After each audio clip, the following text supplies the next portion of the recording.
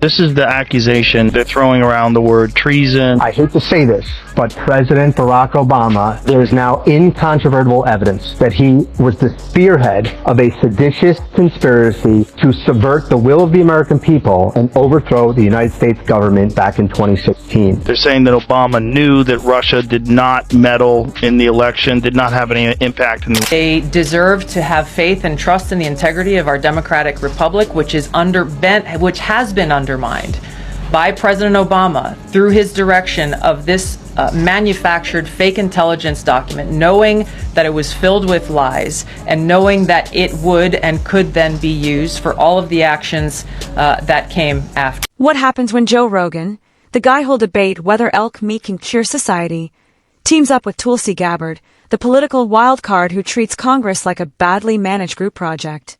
You get pure, unfiltered chaos aimed straight at Barack Obama. That's right. Forget calm debates and polite commentary. This is full-blown political destruction, served with a generous side of wait. Did they really just say that? Buckle up, because things are about to get hotter than a Rogan podcast at 3 hours and 2 cigars deep. Way too spicy for presidential comfort and absolutely impossible for the political establishment to ignore. If you're guilty of massive amounts of misinformation and disinformation as a part of a propaganda campaign. Attorney General Pam Bondi has directed federal prosecutors to launch a grand jury investigation into members of the Obama administration over the 2016 Russia investigation. A lot of them are guilty of it. Yeah. A lot of the people that are in that White House press conference, a lot of the organizations they work for, distributed absolute lies. Total lies. Tulsi Gabbard declassified documents that she says shows Obama administration officials manufactured intelligence to make it look like Russia interfered in the 2016 election. How many of them during the whole Russiagate thing? Some people think that the Russia thing was real. Yeah, still. I mean, the whole Steele dossier where it was like completely concocted. Funded by the Clinton campaign. Correct. The great American love affair with Barack Obama has always looked like one of those flawless, epic romances. Perfect lighting, perfect soundtrack, perfect smiles. But peek behind the curtain, and it feels less like Camelot and more like a messy Netflix drama. Obama had the brand, the voice, the effortless charisma. He could read a weather report and somehow make it sound like scripture wrapped in poetry. People didn't just listen. They swooned, cried, and believed they were witnessing history's cleanest political miracle, a leader without cracks, flaws, or consequences hiding beneath that polished surface. Deflection coming from former President Obama as well as his friends who are still in Congress today, and Senator Warner and Congressman Jim Himes, really all basically saying that exact same statement, which doesn't actually address the issue that was revealed in great detail in the over 100 documents that we released last week and the documents that we will be releasing later this week that point to the undeniable fact that you laid out in your introduction to this segment, is that the intelligence community had one assessment, that Russia did not have the intent or capability to try to impact the outcome of the U.S. election leading up to Election Day. But then the credits rolled, the curtain dropped, and suddenly, hope and change came with a stack of fine print nobody bothered to read. That's where Joe Rogan and Tulsi Gabbard step in, like two wildly different detectives working the same crooked case. Rogan, the UFC commentator turned conspiracy-loving podcast emperor who's never met a mushroom theory he didn't like, sizes up Obama like just another overhyped celebrity brand, slick packaging, shallow product, sold with a smile. That was Obama. Nah, I'm just kidding. You know I've got to talk about Trump. Obama was this brilliant lawyer. He was so smooth. Oh, I am a little hurt that he's not here tonight. We had so much fun the last time. He was so measured. And it is surprising. You got a room full of reporters, celebrities, cameras, and he says no. And the way he would talk about things was so statesman-like. Is this dinner too tacky for the Donald? What could he possibly be doing instead? As a president, what we have always needed was someone who represents the very best of us. Is he at home eating a Trump steak, tweeting out insults to Angela Merkel? What's he doing? We want someone who seems better than us. Tulsi, the calm, battle-tested ex-congresswoman who's seen firsthand how those foreign policy, hope and change, promises translated into endless wars and broken deals, sharpens the knife with cold, hard receipts. Together, they're the buddy cop duo nobody asked for but America secretly needed. One cracks the jokes, The other drops the truth bombs, and suddenly Obama's glossy image doesn't look presidential. It looks like a cheap Instagram filter hastily slapped over an ugly, unedited reality the establishment hoped no one would notice.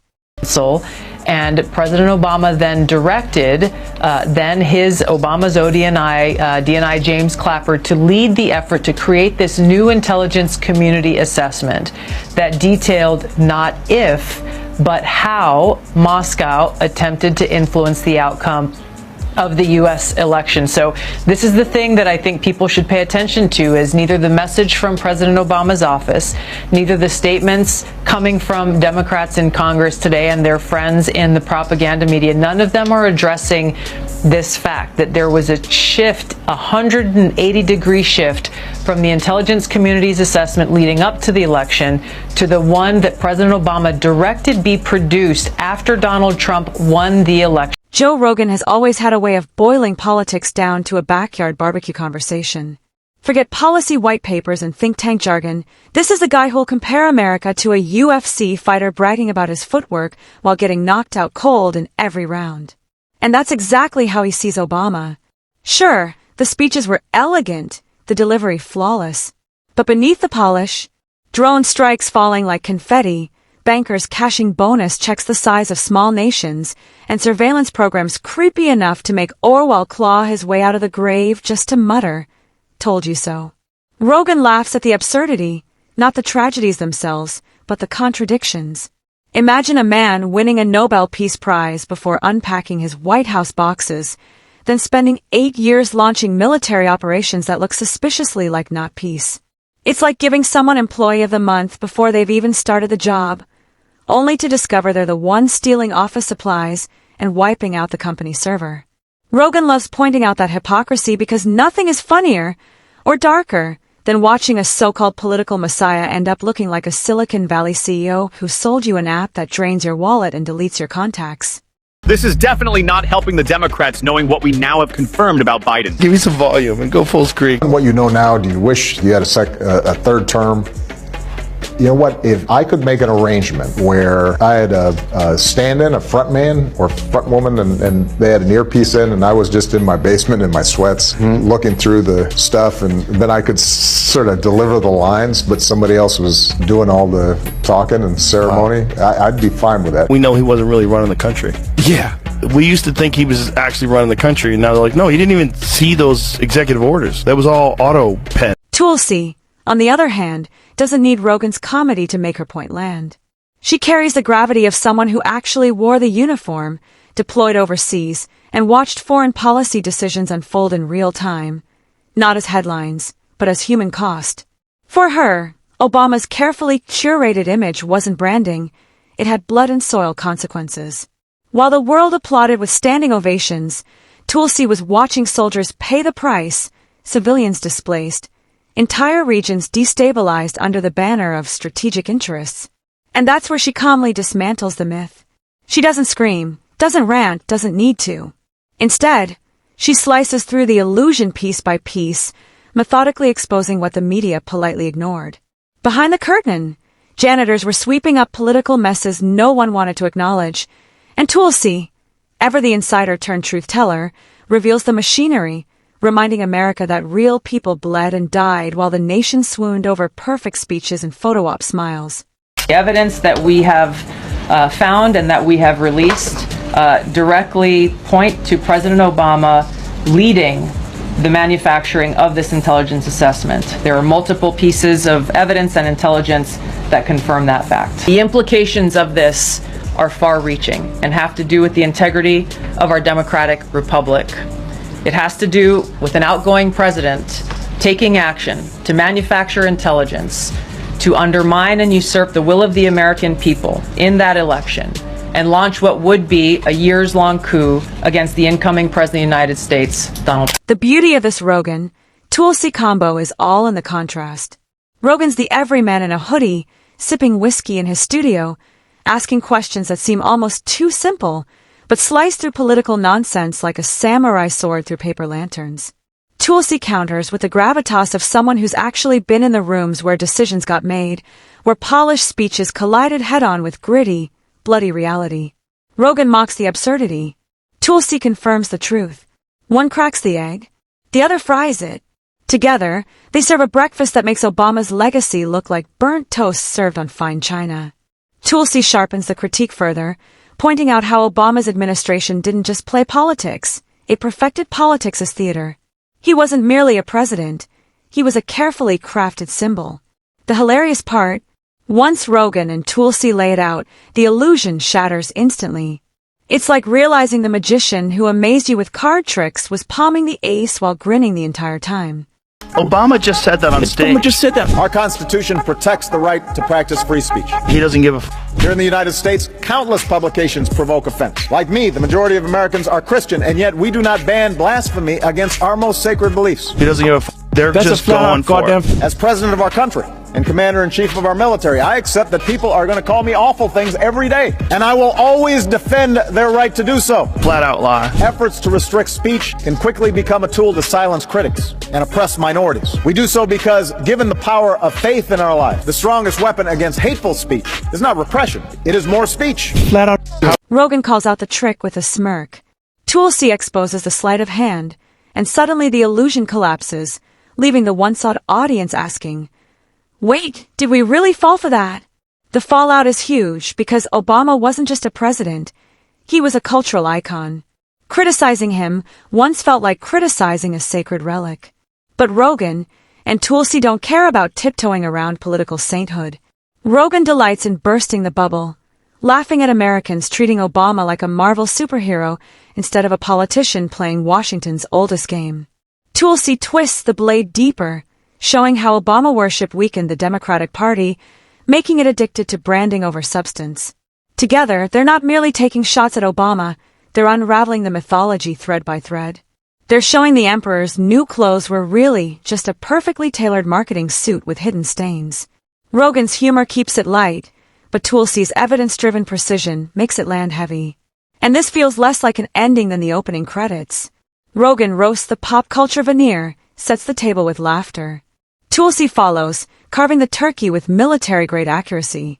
Together, they serve a political feast that leaves no one fooled about the true Obama legacy, no matter how shiny the silverware.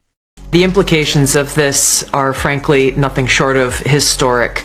Over 100 documents that we released on Friday really detail and provide evidence of how this treasonous conspiracy was directed by President Obama just weeks before he was due to leave office, after President Trump had already gotten elected.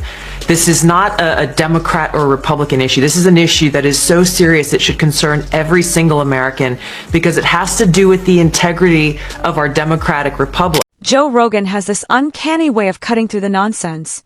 Not because he's the sharpest policy expert in the room, but because he blurts out exactly what everyone else is too afraid, too careful, or too polished to admit. It's like watching someone stroll into a five-star restaurant, take one bite of the chef's artisanal, deconstructed fusion masterpiece, and casually announce, "Dude, this tastes like cardboard." That's Rogan's gift, stripping away the glamour, the pretense, the perfectly plated illusion. And when it comes to Obama, the glamour isn't just part of the package, it is the entire brand. But Rogan isn't only laughing at Obama, he's laughing at America for buying it wholesale. He mocks how people treated every speech like gospel, every photograph like a holy relic, every pause like divine wisdom. And just when the crowd is doubled over, laughing at the absurdity, Tulsi Gabbard glides in, not with a punchline, but with surgical precision that makes the room go silent. Because unlike Rogan, she's not viewing this from the cheap seats. She wore the uniform, deployed to the war zones, and witnessed firsthand what those lofty promises meant when translated into real policy decisions, real casualties, and real human consequences. There's one thing that I am that you'll never be. President of the United States. You see Trump in the audience going, "Okay, motherfucker." I was actually at that White House Correspondents' Dinner. It was so over the top. It was like making everyone uncomfortable. Donald Trump has been saying that he will run for president as a Republican, which is surprising since I just assumed he was running as a joke. But they twisted the knife big on Trump in that, and you could see Trump just getting like angrier and angrier and more upset. I was two tables away from Trump, and I'm like, man, this is too much. Tulsi doesn't deal in memes or metaphors. she goes straight for the jugular. She points out that Obama's foreign policy wasn't about ending wars at all. It was about rebranding them. Pull troops out of one hotspot, quietly expand drone operations somewhere else. Promise transparency, then build surveillance programs so massive they'd make your iPhone blush. Call it peace, call it progress, call it strategic engagement. But on the ground, the bombs kept falling, and the promises kept dissolving into smoke. She's the ultimate myth buster because she's not fueled by partisan bitterness or cable news theatrics. She's not some talking head chasing clicks or points. Together, Rogan and Tulsi deliver a 1-2 punch that vaporizes Obama's carefully crafted image. Rogan cracks the audience open with humor, exposing the absurdity of worshipping a politician whose record never matched the mythology.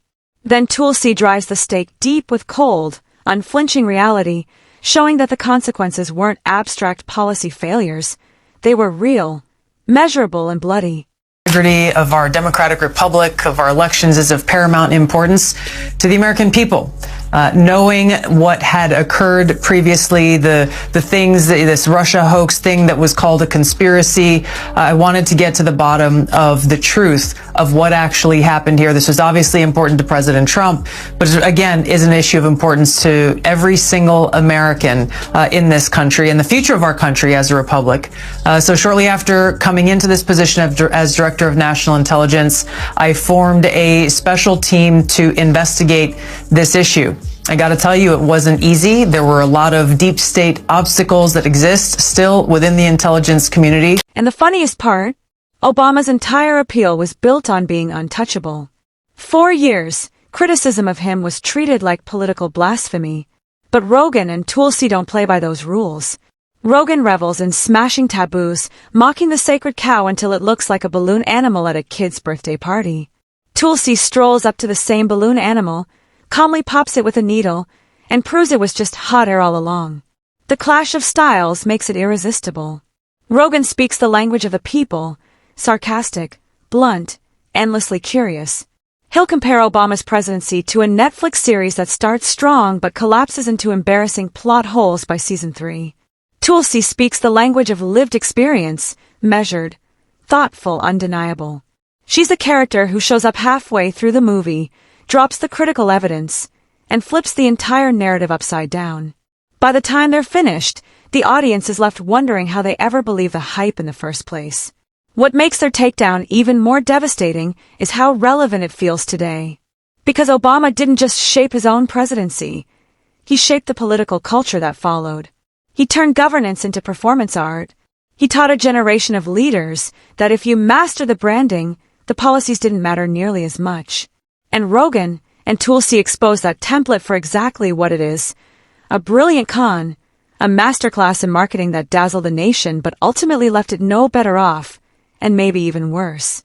Have you ever seen that video? No. Pull that video up, because it's one of my favorite. Even as we are a nation of immigrants, we're also a nation of laws. Undocumented workers broke our immigration laws, and I believe that they must be held accountable, especially those who may be dangerous. If you're a criminal, you'll be deported. If you plan to enter the U.S. illegally, your chances of getting caught and sent back just went up. The actions I'm taking are not only lawful, they're the kinds of actions taken by every single Republican president and every single Democratic president for the past half-century. Rogan ridicules it as the political equivalent of buying a gym membership that promises you'll look like a Hollywood star in 6 weeks, but instead just hands you a broken treadmill and a vending machine full of stale protein bars. Tulsi adds a sobering twist. While America was busy admiring the commercials and swooning over speeches, soldiers were still fighting, civilians were still dying, and the same corporate interests quietly controlled the levers of power. Hope and change became rinse and repeat. And when you put their voices together, the effect is devastating. Rogan keeps the audience locked in by making it hilarious, by spotlighting the sheer absurdity of it all. Tulsi makes sure no one writes it off as just comedy by grounding everything in blood, money, and consequences. It's a demolition job disguised as entertainment, tied up with truth, and delivered with a bite sharp enough to shred Obama's once untouchable legacy. Even the smoothest politician can't escape the weight of his own record forever. That's the genius of this unlikely pairing. Rogan and Tulsi don't need to scream or rant. They simply arrive with humor, facts, and perspective. The result is a slow-motion train wreck for Obama's image, collapsing not with fireworks, but with relentless precision.